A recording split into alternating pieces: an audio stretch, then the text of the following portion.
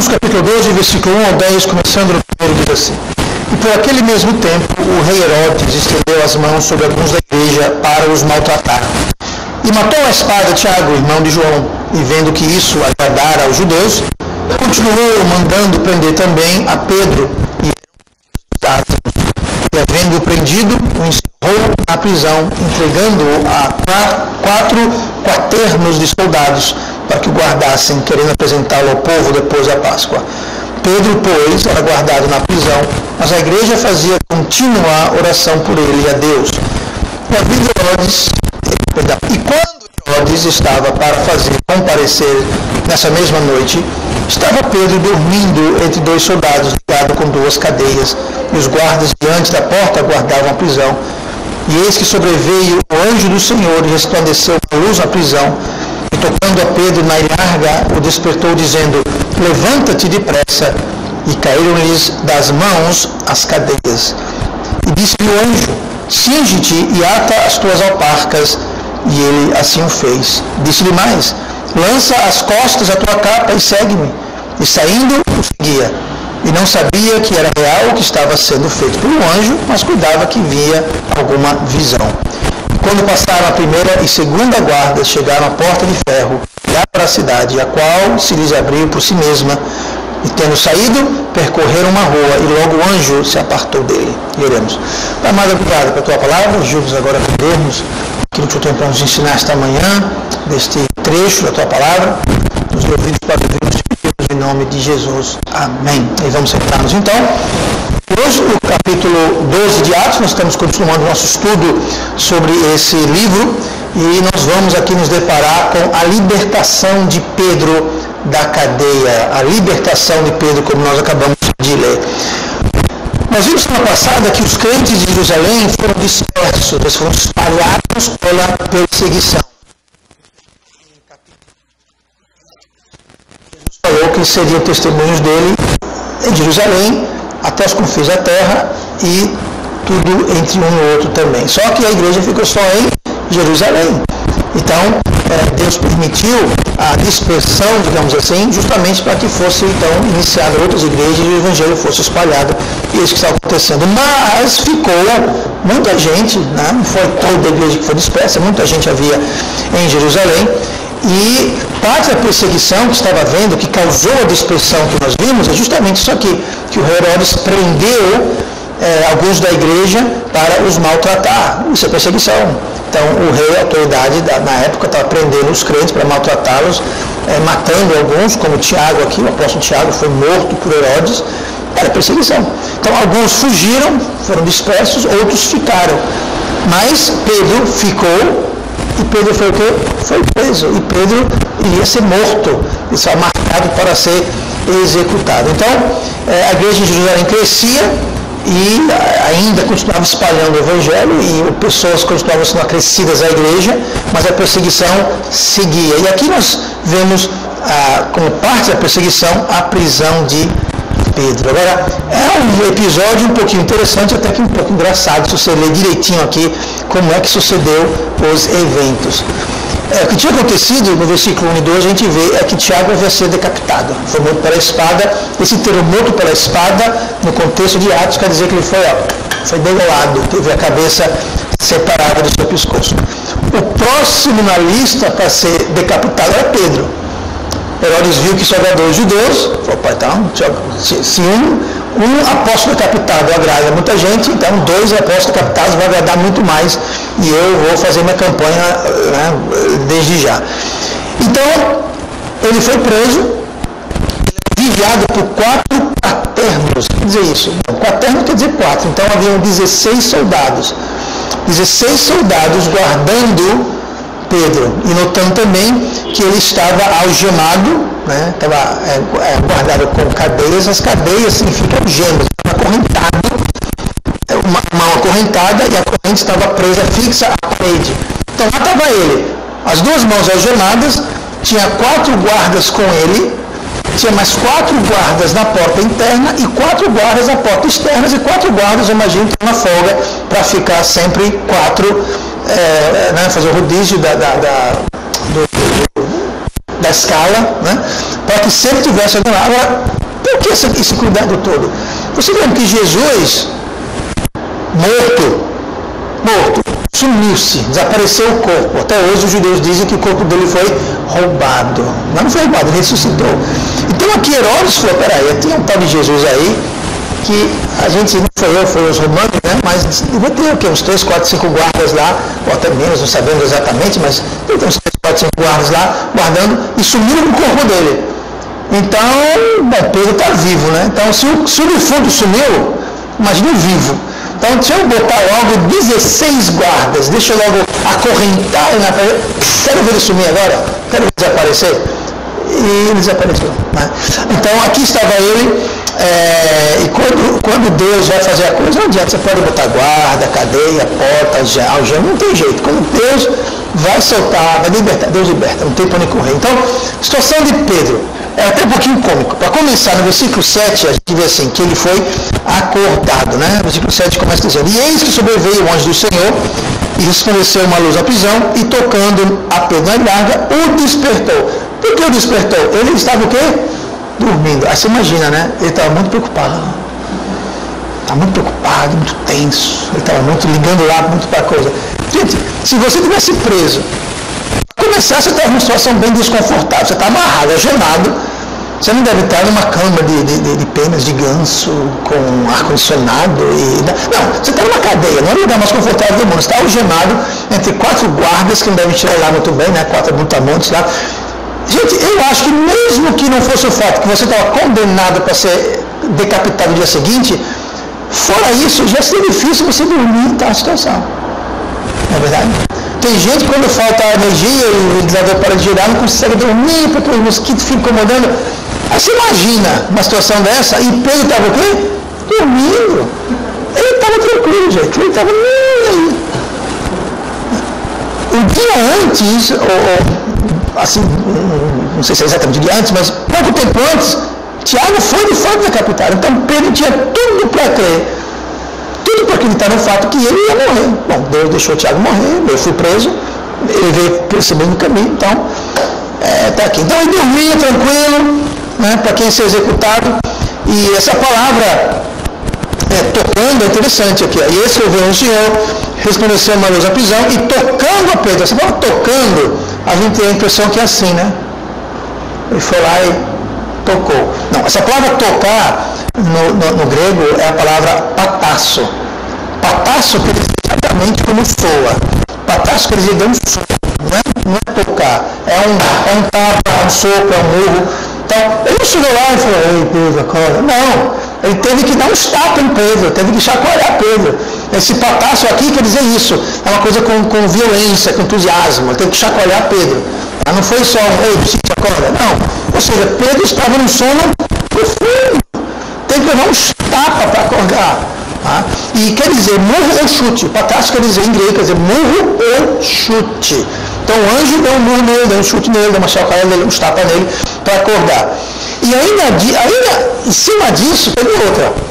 Era noite, ele estava na masmorra, era escuro, não tinha luz elétrica. Tudo bem. Ele leva um chute, leva um murro, ele acorda. Só que está tudo o quê? Claro. Porque fala aqui, a Bíblia aqui, resplandeceu, ou seja, o anjo iluminou.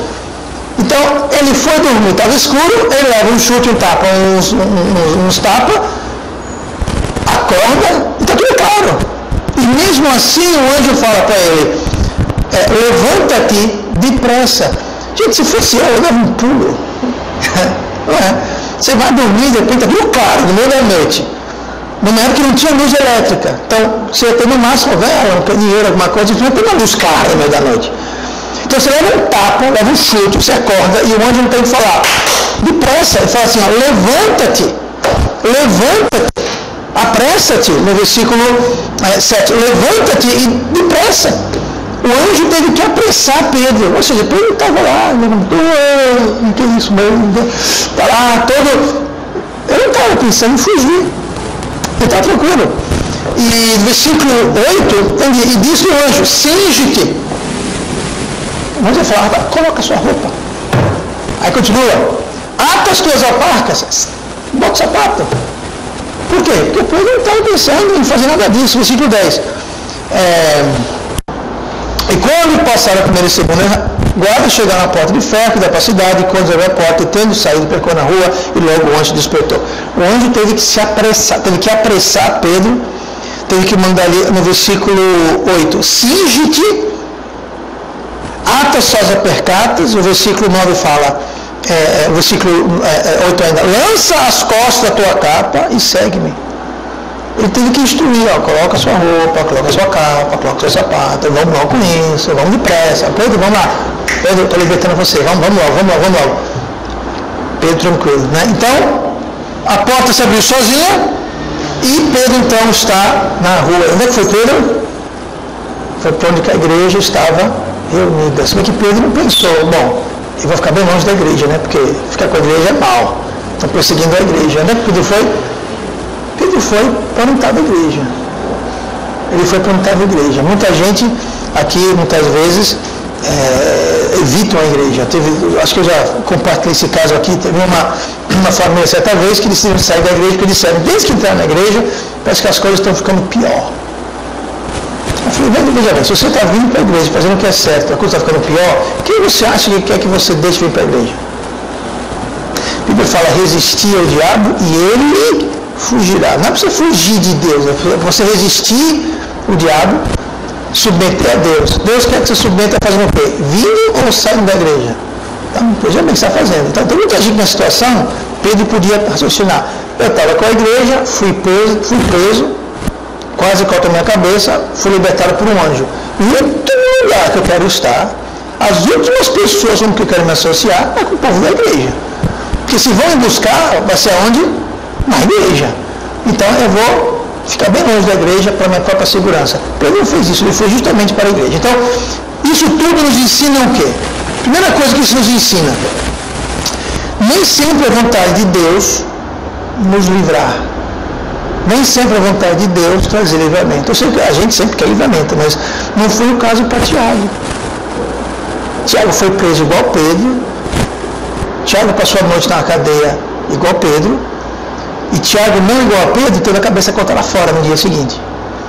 Por que Deus não livrou Tiago, assim como Deus livrou Pedro? Deus não sabia de Tiago? Deus não amava Tiago? Deus estava distraído, ocupado com outra coisa? Não, nada disso. Simplesmente não era vontade de Deus livrar Tiago. Não quer dizer que Tiago estava em pecado, Tiago não prestava, não quer dizer que Deus... Não foi isso em nada. Simplesmente não era vontade de Deus livrar Tiago daquela coisa. A Bíblia fala que preciosa é para o Senhor a morte dos seus anjos, dos seus santos. Então a gente vê a morte como uma coisa negativa, mas pense um pouquinho, Paulo falou que estar na carne é bom, maravilhoso, mas ou seja, se ele morrer, se não estiver na carne, ele vai estar com quem? Vai estar com Deus. Falou, é lucro. Tá?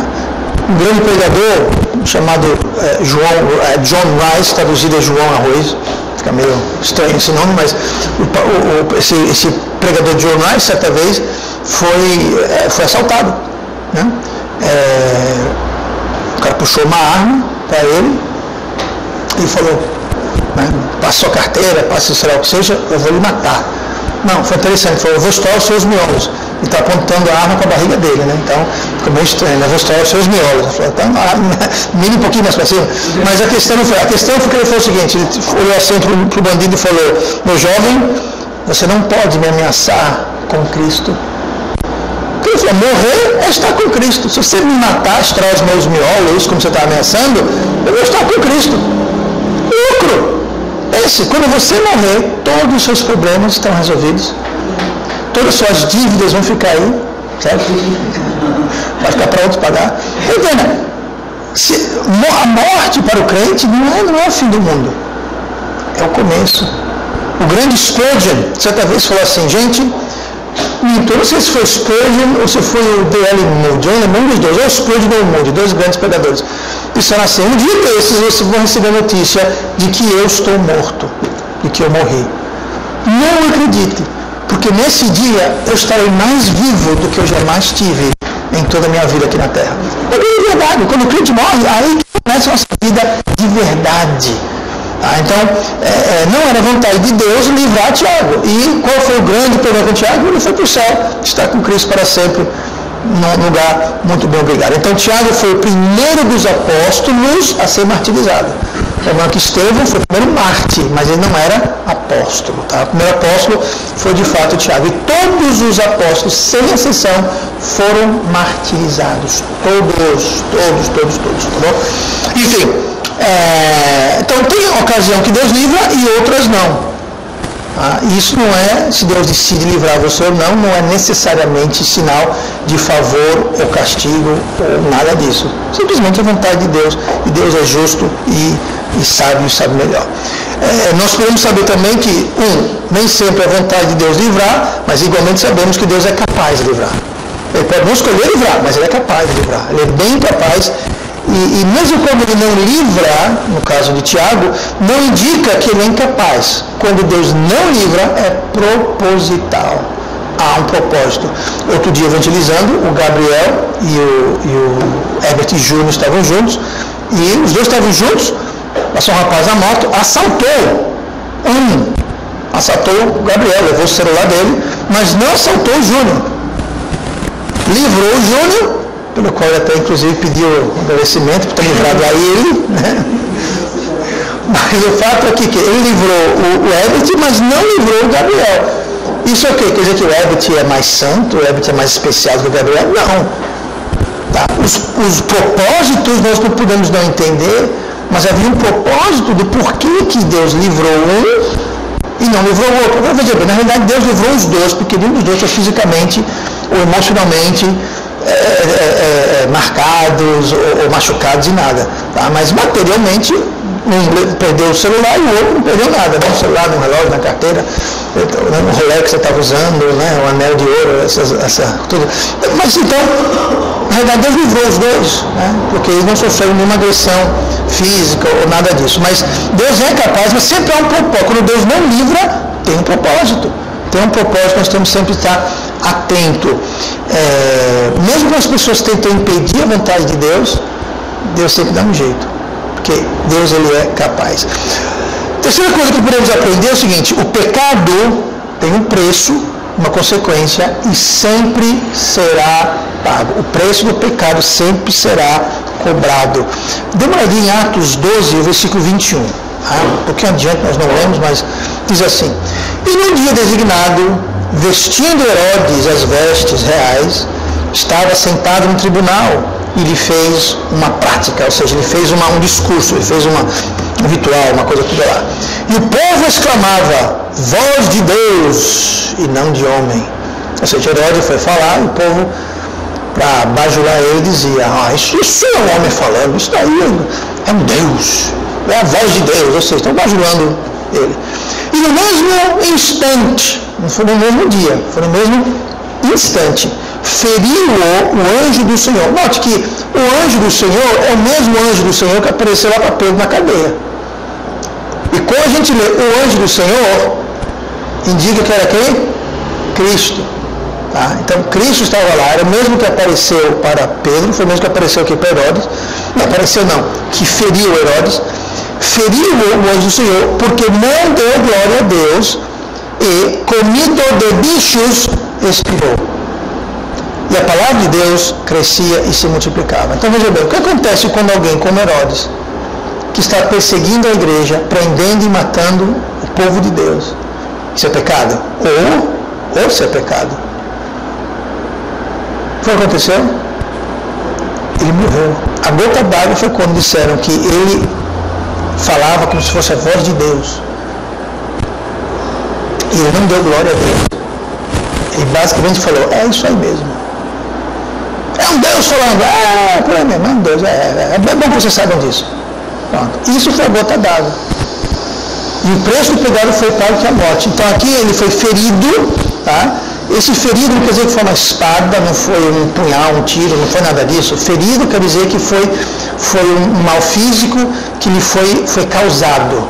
Tá? Então aqui quando ele foi comido de bichos, ou seja, ele não tinha isso. Isso foi alguma coisa que foi dado a ele, digamos assim. Foi ferido, foi passado para ele. Não é uma coisa que ele tinha já há algum tempo e se manifestou agora, né, ficou pior agora. Não, isso foi algo dado, que o anjo do Senhor falou, toma aqui para você isso aqui. E ele foi tomado de bichos, ou seja, foi uma infecção, e não sabemos os detalhes, mas ele foi comido. Agora, ele foi naquele instante ferido, e fala que ele foi comido de bicho e expirou. Não quer dizer que ele morreu naquele momento. Há um consenso entre os estudiosos que ele morreu provavelmente dias ou até semanas depois, uma morte bem agonizante, bem desagradável. Naquele momento ele foi ferido, naquele momento começou os sintomas, começou a passar mal, mas não quer dizer que ele morreu naquela hora. Ele foi ferido naquele instante, mas ele acabou morrendo. Agora, aquela pessoa que estava perseguindo a igreja, aquela pessoa que estava fazendo mal ao povo de Deus, ele o quê? Ele morreu.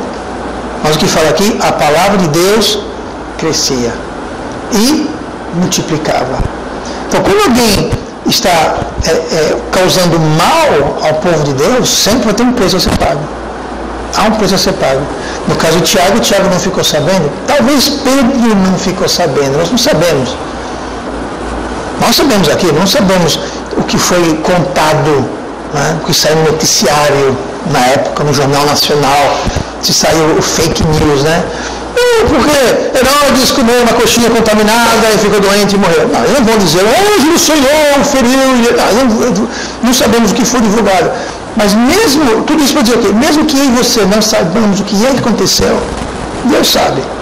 Muitas vezes a gente não fica sabendo o final da conversa, a gente não fica sabendo o que foi, fulano fez isso, pintou e bordou, aí sumiu, desapareceu. Você não sabe o fim que teve. Aí que nós temos que ter fé, entregar ao Senhor e confiar em saber. Quando alguém nos faz mal, quando alguém nos persegue, quando nós sofremos pela causa de Cristo, quem trouxe aquele sofrimento está na mão de Deus e Deus vai tomar conta de fazer justiça. Pode ficar tranquilo. Vingança pertence a quem? Ao Senhor. Não, eu vou lá fazer isso, eu vou lá apontar porque essa pessoa apontou comigo, então eu vou ter que apontar com ela também agora. Deixa na mão de Deus. Deus vai apontar muito melhor do que você pode apontar com aquela pessoa. Tá? Então a gente pode não saber, muitas vezes sabe. Existem coisas, pessoas que causaram ou tentaram causar dano a este ministério, a esta igreja, pessoas aqui na igreja, a mim, etc e tal. Tem pessoas que somem do mapa e a gente nunca fica sabendo, outras pessoas somem do mapa e depois a gente ouve notícia. Lembra de fulano ciclano? Pois é. Sabe o que aconteceu com ele? Aconteceu assim, e foi, pois é, para você ver. Então, às vezes a gente sabe, às vezes a gente não sabe. Mas se a gente vem a saber ou não vem a saber, saiba disso. Deus está tomando conta do caso. Deus está tomando conta, Deus sabe. Então, deixa na mão de Deus, porque a gente não quer, também a Bíblia fala, ficar se gloriando, mesmo quando os nossos inimigos estão sendo castigados por Deus. Não é para a gente ficar, opa, toma, eu acho pouco. Não.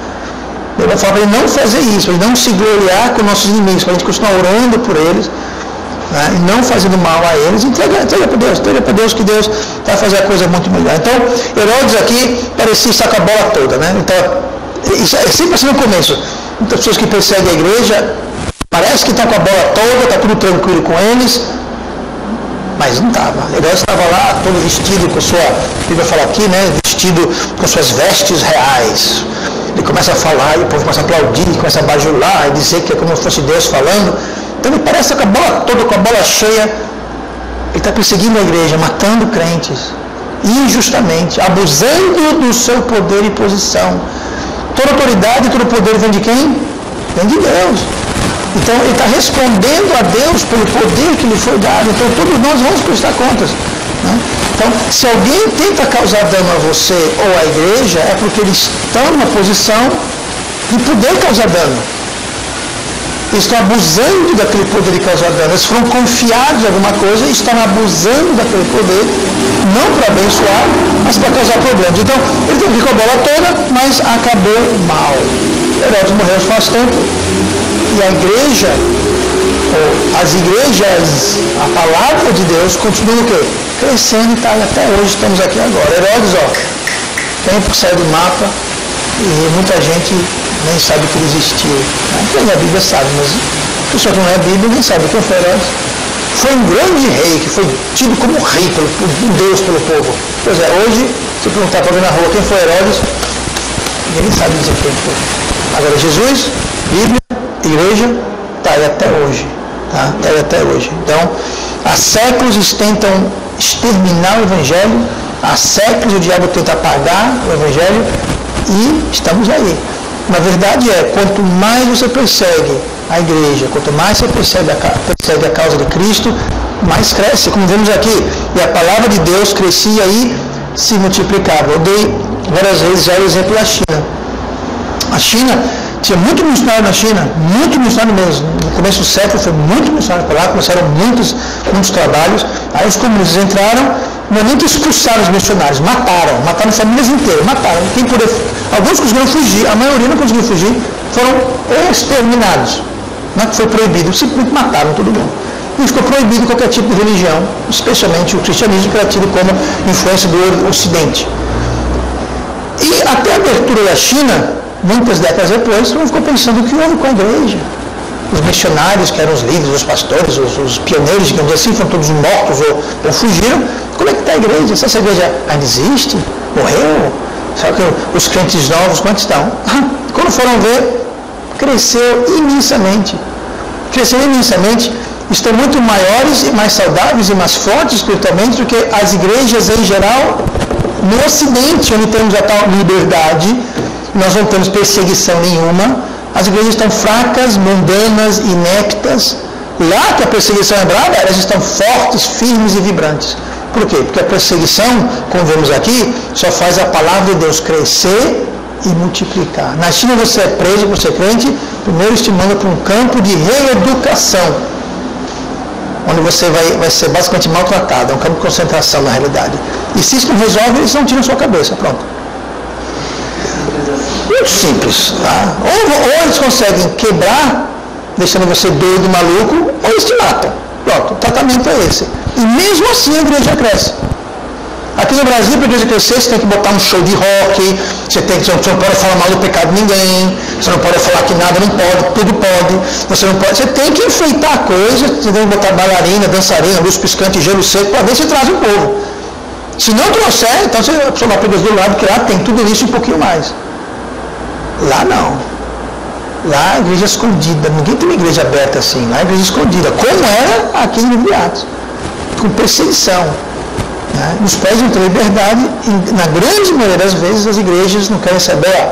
Ligaram casa de show, clubes sociais e tudo menos a casa do Deus vivo. Muito triste isso, mas é o que acontece. Então, o que nós vamos aprender? Oração. O que a igreja fazia enquanto Pedro estava preso? Orava. Tá? Oração funciona, oração tem resultado. Agora, para que funcione, a gente tem que o quê? Tem que orar. Orar com fé. Mas aí já é outro estudo sobre oração. Mas nós devemos orar, o nosso dever é orar e confiar em Deus. E a Deus cabe o livrar. Muitas vezes a gente quer livrar. A gente quer chegar lá e fazer o papel de Deus. A gente quer lá fazer o que na realidade cabe a Deus fazer. A gente quer livrar, a gente quer vingar, a gente quer fazer. E Deus fala, não. Ore, confie em mim, espere o Senhor. Se vai haver vingança, deixa que eu vingo. Se vai haver castigo, deixa que eu castigo. Se vai haver livramento, deixa que eu livro. Isso é confiar em Deus. Eu já expliquei antes, o grande perigo da gente querer tomar o lugar de Deus. Sabe quem quis tomar o lugar de Deus e se deu mal? Lúcifer, que se tornou Satanás. Ele tentou tomar o lugar de Deus, ele achava que sabia como Deus. Sabe outra pessoa que tomou o lugar de Deus? Eva. Sereis como Deus. Você é como Deus? Tá, então deixa eu tomar esse fruto aqui. Toda a raça humana caiu dessa bagunça que dá até hoje. Então, muito cuidado de querer infringir na jurisprudência, responsabilidade e as tarefas de Deus. O que é de Deus, deixa na mão de Deus. Porque a nossa tarefa é confiar, é orar, é obedecer, é seguir e aguardar em Deus. Foi o que Pedro fez. Pedro não estava tentando subornar os guardas, suplicando, implorando. Não, ele estava dormindo. Teve que ser praticamente arrastado da cadeia. Bota o sapato, bota a capa, se vista, vamos lá com isso, imagina, vamos rápido, Pedro. Pedro lá, tranquilo, esperando no Senhor, como nós devemos fazer. Confiar em Deus, esperar no Senhor e Ele nos livra, se for a sua vontade. Amém?